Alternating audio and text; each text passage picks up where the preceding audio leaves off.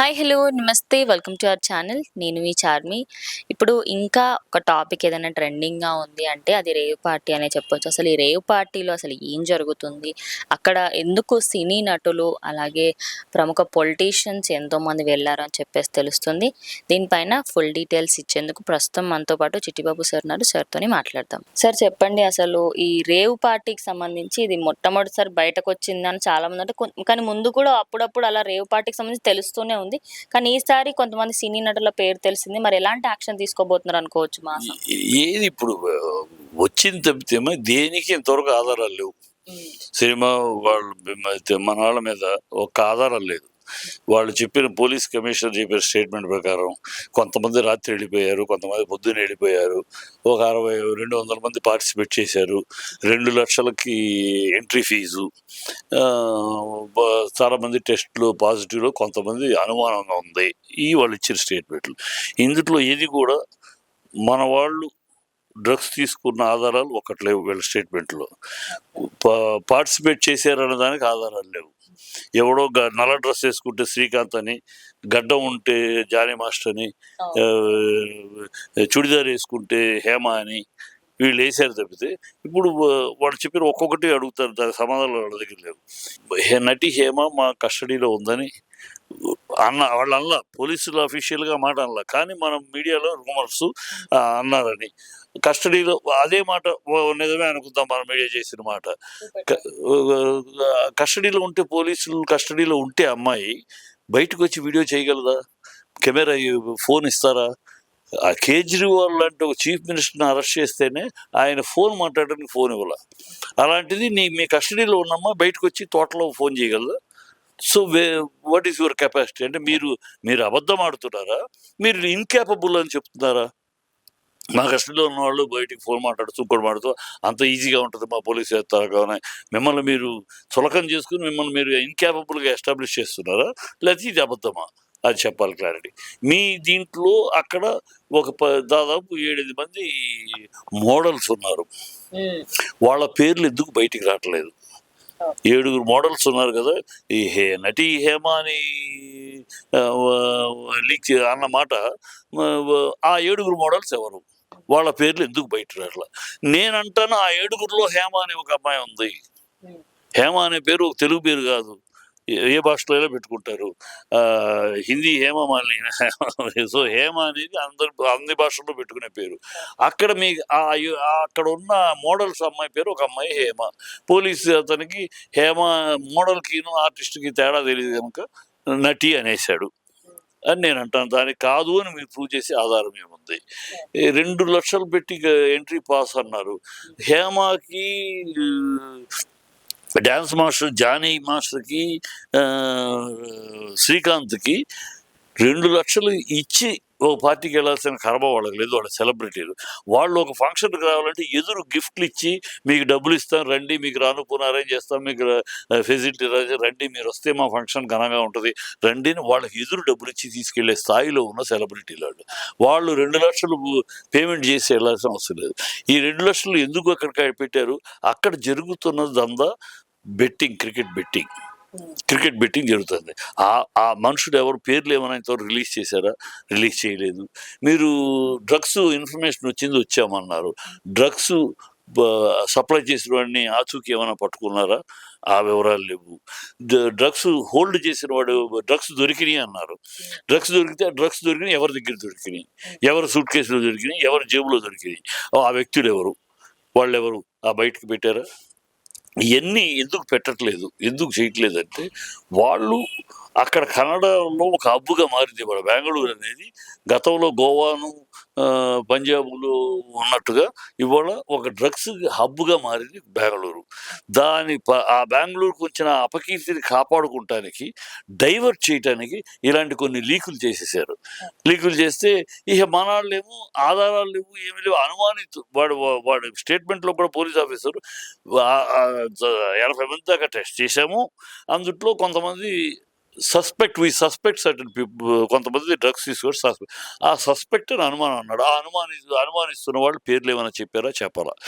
మనం క్రియేట్ చేసేస్తారు అనుమానితులు అని అసలు చెప్పగానే ఇదిగో హేమ తీసుకుంది, వాళ్ళు తీసుకుంది, రిపోర్ట్ వచ్చింది, గాలికి ఇదిగో తోకంటే అధికమే కానీ చేశారు. ఆధారాలే లేవు, వాళ్ళు ఏమి రిలీజ్ చేయలేదు. ఇదిగో రిపోర్టు రిలీజ్ చేస్తే అరెస్ట్ చేస్తారు. అంతేగా మీ దగ్గర ఆధార కస్టడీలో ఉంటే అమ్మాయి బయట ఎందుకు ఉంటుందండి? మా కస్టడీలో ఉందని అన్న మాట అన్న పోలీసులు బయట ఎందుకు ఉంటుంది అమ్మాయి? వాళ్ళ దీంట్లో చికెన్ కూడా బిర్యానీ కూడా చేసి పెట్టింది కదా, బయట ఎందుకు ఉంటుంది? So what is this total conspiracy ఏంటి? మీరు ఎవరు దేనికోసం చేస్తారు? ఇది మనం గమనించకుండా మన మీడియా ఈ విషయాన్ని గమనించకుండా దొరికిందే చాలు ఓ ట్రోలింగ్ చేసేయటం. తర్వాత శ్యామల వస్తుందని ఇంకొకడు నాగబాబు కూతురు కూడా ఉందని ఇంకొకడు. Nonsense, what all this nonsense. ఏ ఆధారం లేకుండా మీరే అనుమానితుల్ని మీరు ఎందుకు దోషులు చేస్తారు? That's what my questioning media. మీరు చేయాలి, మెసేజ్ వచ్చిన ఇన్ఫర్మేషన్ మీరు కన్ఫర్మ్ చేసి కదా ప్రమోట్ చేయాలి. ఎవడో ఒక యూట్యూబ్లో ఎవడో చేస్తాడు, దాన్ని మీరు కన్ఫర్మ్ చేసుకోవాలి కదా. రెస్పాన్సిబుల్ జర్నలిస్టులుగా మీరు కన్ఫర్మ్ చేసుకుని చేసి ఇది ఆధారం. ఏ ఆధారాలు లేవు. నేను వెరిఫై చేశాను, నేను రెఫర్ చేశాను. ఎందుకంటే నాకు ಬಾಗ ಕನ್ನಡ ಚೆನ್ನಾಗಿ ಮಾತಾಡ್ತೀನಿ. ಅಲ್ಲಿ ಏನೇನು ನಡ್ತಾ ಇದ್ದದ್ದು, ಯಾರು ಏನೇನು ಮಾತಾಡ್ತಾ ಇದ್ದರು, ಏನು ವಿಷಯ ಅಲ್ಲಿ ಎಲ್ಲ ನಾನು ನೋಡ್ತಾ ಇದ್ದೆ, అబ్జర్వ్ ಮಾಡ್ತಾ ఇద్దే. అది అక్కడ అందువల్ల ఏం జరుగుతుంది ఏంటి అని నేను బాగా స్టడీ చేస్తే అక్కడ వేరే అసలు మ్యాటర్ వేరే, దాన్ని డైవర్ట్ చేయడానికి జరుగుతుంది. ఇది మనం దాన్ని వాళ్ళకి ఊతమిస్తున్నాం. వాళ్ళు అనగానే మనం ఎదురు ప్రశ్నించాల్సి పోయింది. ఓకేనయ్యా హేమ నటి హేమ అన్నారు, ఓకే. ఆ 7 అమ్మాయిలు ఎవరు పేర్లు చెప్పండి సార్? ఇప్పుడు అలాగే హేమ గారి పేరు అఫీషియల్ గా ఎక్కడ లేదు ఆ లిస్ట్ లో. కృష్ణవేణి అనే పేరు గల వ్యక్తియే హేమ అన్నట్టుగా మనకి అయితే బయటకు తెలుస్తుంది. మరి ఇప్పుడు మా అసోసియేషన్ నిజంగా హేమ గారి సైడ్ తీసుకుంటుందా? ఆమెకి ఎలాంటి తప్పు లేదు? ఏమి మా అసోసియేషన్ ఇప్పుడు మాట్లాడడానికి లేదు. వాళ్ళు కనుక ఆధారాలు చూపించి ఆ అమ్మాయి మీద యాక్షన్ తీసుకుంటే, ఆధారాలు చూపించి ఆధారాలతో ప్రూవ్ అయితే అప్పుడు if she is guilty action will taken. డెఫినెట్గా మనం తీసుకుంటుంది.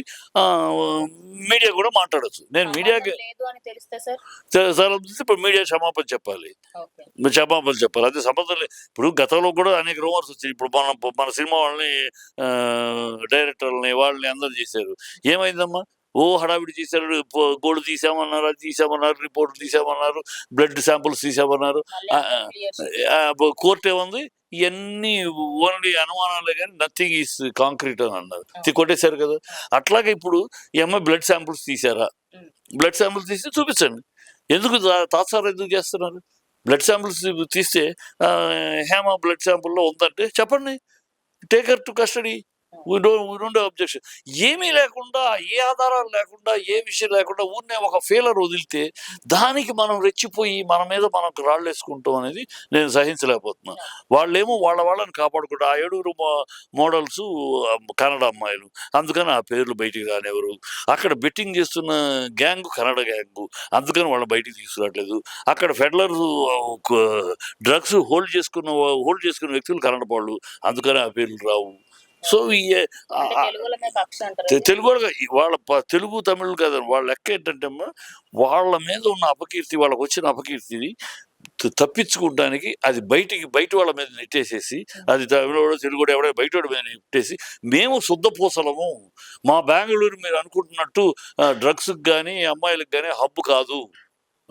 అది కూడా అన్నాడు పోలీసుడు. ఇక్కడ ఇది స్త్రీ లేడీ ఇది జరుగుతుంది, అది ఆడవాళ్ళతోటి ఇది జరుగుతుంది. ఏది ఆధారాలు చూపి ఆడవాళ్ళు జరుగుతాడు. ఏ ఆడవాళ్ళు ఎవరు?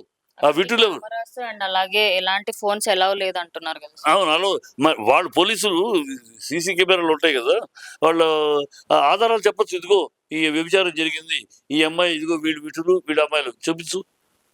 ఏమీ లేకుండా ఉన్న ఒక గాలి వార్త, ఇక్కడ వ్యభిచారం జరుగుతుందని మాకు ఇన్ఫర్మేషను, మాకు డ్రగ్స్ ఉన్నాయని ఇన్ఫర్మేషను అని చెప్పేసి 4 పేర్లు ఏదో 4 అరెస్ట్ చేశారు, 4 బెయిల్ రిలీజ్ చేశారు. మరి వాళ్ళు తప్పు చేసిన వాళ్ళు బెయిల్ ఎందుకు ఇచ్చారు? అలాంటి సెక్షన్స్ ఎందుకు పెట్టారు? So all this things bogus. మేము కర్ణాటక చాలా, బెంగళూరు చాలా శుద్ధపూసలం, ఇక్కడ అలాంటి ఏమీ లేవు.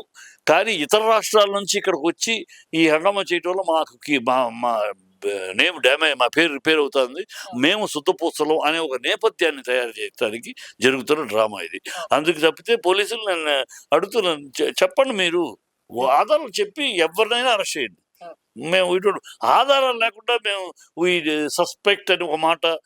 నటి హేమ, ఆ 7గురిలో హేమ ఉంది, ఓ పేరు గల అమ్మాయి ఉంది నా లెక్కలో. నా అనుమానం ఆ 7గురి పేరు చెప్పండి, అందుట్లో హేమ అనే అమ్మాయి ఉంది. ఆ హేమ అమ్మాయిని మోడల్ అని చెప్పకుండా నటి హేమ అన్నారు మీరు. దాంతో ఇక్కడ ఇవన్నీ క్లారిఫై కావాలి. అన్ని అస్తవ్యస్తంగా వాళ్ళు ఏదో ఒకటి అనేస్తే మనం దాన్ని మోసేసి దాన్ని మనం కన్ఫర్మ్ చేసేసి వాళ్ళు నిందితులు అంటే వాళ్ళ దోషుల కింద మనమే నిర్ధారించేసేసి వాళ్ళ యొక్క డ్రామాకి మనం ఊతం కల్పిస్తున్నాం. So that's why I request media, మీరు చెయ్యండి, అథెంటిటిక్ గా ప్రూవ్ చేసుకుని చేయండి. వాళ్ళు అన్నారు, వీళ్ళు అన్నారు, ఎవరో చెప్పారు, ఎక్కడో వచ్చింది వద్దు, ఈ మాటలు వద్దు. ఇలాంటి విషయాల్లో మీరు నిర్ధారణ చేసుకుని మీరు ఇన్వెస్టిగేషన్ జర్నలిజం చెయ్యండి, ఇన్వెస్టిగేషన్ చేసి చెప్పండి, ఎస్ ఇది ఆధారం మా దగ్గర ఉందని. ఇప్పుడు నిన్న ఇంగ్లీష్ ఛానల్లో కూడా వేశారు, ఏమని వేశారు, suspect, they never mentioned police వాళ్ళు, వీ సస్పెక్ట్ సర్టన్ పీపుల్, కొంతమంది ఈ డ్రగ్స్ తీసుకున్న వాళ్ళని నేను టెస్ట్ చేసిన వాళ్ళు కొంతమంది డ్రగ్స్ తీసుకున్నట్టుగా అనుమానాలు ఉన్నాయి, అంతే. ఆ ఎవరు పేర్లు చెప్పలా, అనుమానాలు, ఆ పేర్లు ఎందుకు చెప్పట్లా? మీరు టెస్టులు తీసిన పేర్లు బయటికి రావాలి కదా, ఎందుకు రావట్లా? మీరు సస్పెక్ట్ కనుక రావట్లా. ప్లస్ కొన్ని తెలిసినా మీరు చెప్పట్లా. డ్రగ్స్ పెడలర్ ఎవరు అక్కడ, ఆ డ్రగ్స్ సప్లై చేసిన వాడు ఎవడు, డ్రగ్స్ హోల్డ్ చేసుకున్న వాళ్ళు కదా దోషులు, వచ్చిన వాళ్ళు దోషులు కాదు. డ్రగ్స్ తీసుకున్నా కూడా బాధితులే కానీ దోషులు కాదు. సో వీళ్ళు కదా వాళ్ళని పట్టుకున్నారా, వాళ్ళ వివరాలు ఉన్నాయా, వాళ్ళ ఆచూకీ ఏమైనా తెలుసుకున్నారా, అవన్నీ పక్కకు పెట్టేశారు. బెట్టింగ్ జరుగుతుంది, క్రికెట్ బెట్టింగ్ గ్యాంగ్లు అక్కడ ఉన్నారు, వాళ్ళ వివరాలు ఏమైనా కనుక్కున్నారా, వాళ్ళు ఏమన్నా చెప్పారా, ఇది బెట్టింగ్ జరుగుతుంది, లేదు జరగట్లేదు, వచ్చేది వాళ్ళు దానికోసం 2 లక్షలు ఎంట్రీ ఫీజు, అందుకు కాదు, ఏదైనా వివరాలు ఉన్నాయా, ఏమీ లేవు. ఏమీ వివరాలు ఇవ్వకుండా ఏదో 4 ఫీలర్స్ వదిలేస్తే వాళ్ళ డ్రామా అది, వీళ్ళు పెద్ద డ్రామా. ఆ డ్రామాకి వాళ్ళు అలా తోసేస్తే మనం రెచ్చిపోయి మన ఇంటి మీద మనం రాళ్ళు వేసుకుంటారు, మా వాళ్ళు దోషులు, మా వాళ్ళు సినిమా ఫీల్డ్తో తిరిగిపోతూ. సినిమా ఫీల్డ్కి ఇది పని కాదమ్మా. సినిమా ఫీల్డ్ వచ్చేవాళ్ళు వేలాది మంది పిల్లలు, లక్షల మంది వచ్చే కార్మికులు గారు, వాళ్ళు భవిష్యత్తులో ఒక డైరెక్టర్ కావాలని, ఒక హీరో కావాలని, ఒక హీరోయిన్ కావాలని, ఒక ఆర్టిస్ట్ కావాలని, ఒక రైటర్ కావాలని, రకరకాల కళలతో వస్తారు మా ఇండస్ట్రీకి. ఆ కళలు సాకారం చేసుకోవడానికి కష్టపడతారు. ఒక పూట అన్నం మానేసైనా సరే దానికోసం నిద్రాహారాలు బాని కూడా దానికోసం పాటుపడతారు. వాడు ఈ మందు కోసమును డ్రగ్స్ కోసం సినిమా ఫీల్డ్కి ఉండరు. ఈ సినిమా ఫీల్డ్లో కన్నా డ్రగ్స్ ప్రపంచం పోయిన సంవత్సరం సెన్సస్లో 1218 మందిని ఎంతమందినో పట్టుకున్నారు ఈ కేసులో. అందుట్లో 3 సినిమా వాళ్ళు, 1218 సినిమా ఫీల్డ్ ఏదో పెద్ద ఫోకస్ ఇదే మొత్తం ఇక్కడ డ్రగ్స్ కన్నట్టు అలా బాధేస్తాను. ఉంటే పట్టు ఒకళ్ళు ఇద్దరు ఉండొచ్చు. నేను మొత్తం ఇప్పుడు కర్ణాటక వాళ్ళు చేస్తున్నట్టు మొత్తం మీద శుద్ధపూసలు అంట్లా ఉంటారు ఒకళ్ళు. ఆ ఒకళ్ళు ఇద్దరు కోసం మొత్తం ఇండస్ట్రీ, తాగుడు కోసమే ఇండస్ట్రీ ఉన్నట్టు, వ్యభిచారం కోసమే ఇండస్ట్రీ ఉన్నట్టు, డ్రగ్స్ కోసమే ఇండస్ట్రీ ఉన్నట్టు. ఏదో సినిమా వాళ్ళు ఆ అమ్మాయి వాళ్ళ 3 పేర్లు వచ్చింది, వాళ్ళు 3 స్టేట్మెంట్లు ఇచ్చారు, ఇది ఫేకు, మమ్మల్ని నమ్మొద్దు అని.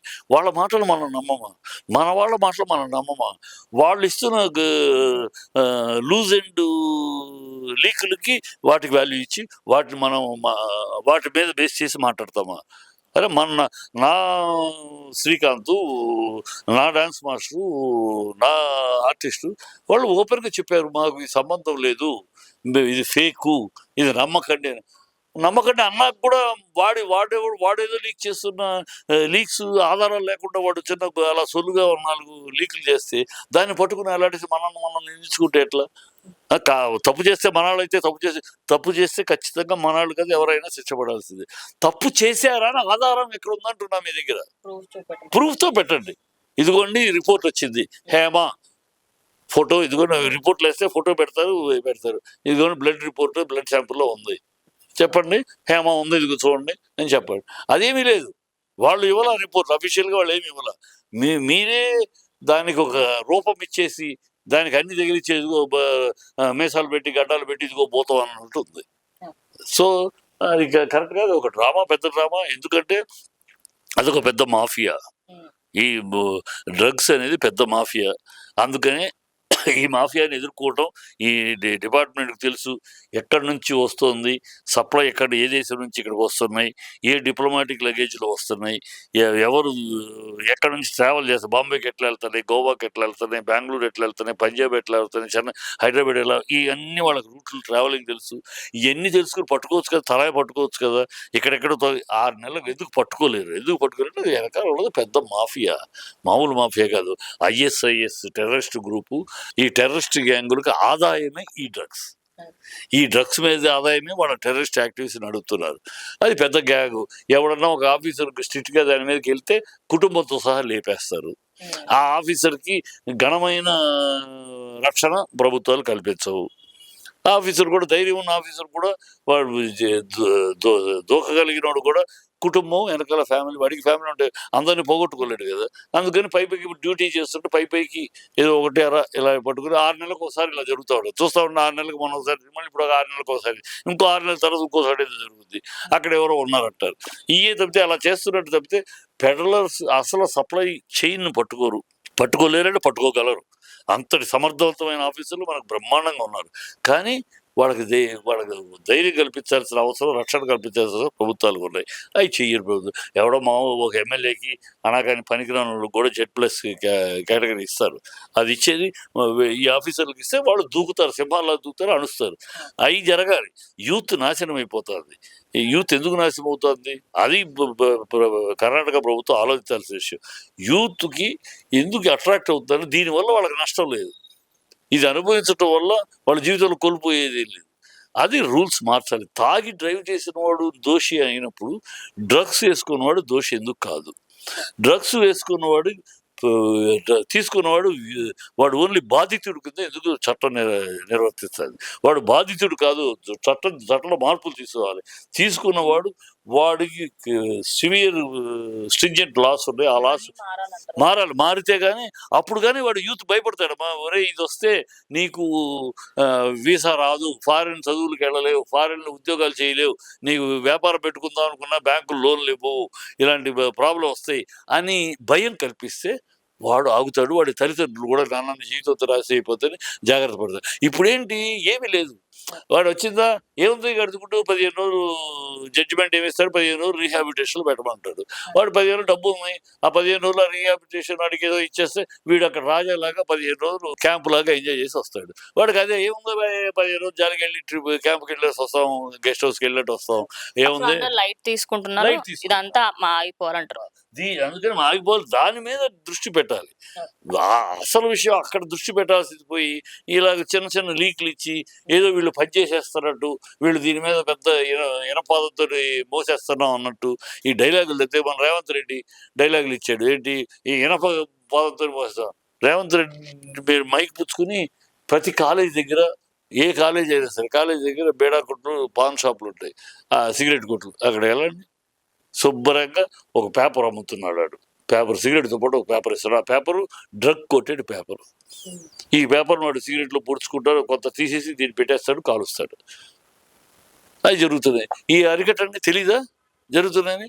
పోలీసులు వచ్చి ఆ బడ్డీ షాపుల దగ్గర మీరు GHMC పరిధిలో పెట్టారు, మీకు పర్మిషన్ లేదు అని నెలకు 3,000 ఇవ్వండి అని చెప్పి తీసుకుంటున్నాడే. వాటికి వెళ్ళి ప్రతి చోటు ఈ పట్టుకోలేదా? తెలియక కాదు, తెలుసు, కానీ చూసి చూడనట్టు వదిలేస్తారు, మాఫియాకి భయపడి. Thank you so much. అంటే ఓవరాల్ గా మీరు ఇవన్నీ మారితేనే మనకి ఫ్యూచర్ బాగుంటుంది. అంతే. ఈ డ్రామాలు వద్దు. పోలీసులు కూడా, కర్ణాటక పోలీసు, ఈ డ్రామాలు వద్దు. ఓపెన్ గా రిలీజ్ చేయండి. ఎందుకు రిలీజ్ చేయట్లేదు? నా అనుమానం బికాస్ అక్కడ కన్నడీకులను కాపాడటం కోసం చేయట్లేదు. Thank you so much. So చూసారు కదా, మరి ఓవరాల్గా చూసుకుంటే అసలు ప్రూఫ్స్ ఏమీ లేకుండా జస్ట్ అలా నేమ్స్ చెప్పేస్తున్నారు కదా. మరి అందులో ఎంత నిజం ఉంది? కృష్ణవేణి అనే పేరు బయటకు వచ్చింది. మరి నిజంగా కృష్ణవేణి అంటే హేమ గారేనా అనేది ఒక క్లారిటీ ఇస్తే, అంటే జనాలకి కూడా, ఎందుకంటే ఫిల్మ్ ఇండస్ట్రీ అనేది ఒక ప్రతి దానికి ఏదైనా కూడా ఫిల్మ్ ఇండస్ట్రీ పైన అనకూడదు. మీరు కొంచెం అన్ని చూసుకొని ఎవరిని అంటున్నారు ఏమిటి అనేది చూసుకోవాలి అని చెప్పేసి చిట్టిబాబు సార్ అయితే చెప్పడం జరుగుతుంది. ఇది వాళ్ళ వీడియో. ఇంకో వీడియోతో మళ్ళీ కలుస్తాం. అందరికీ చూస్తూ ఉండండి మీ ఛానల్.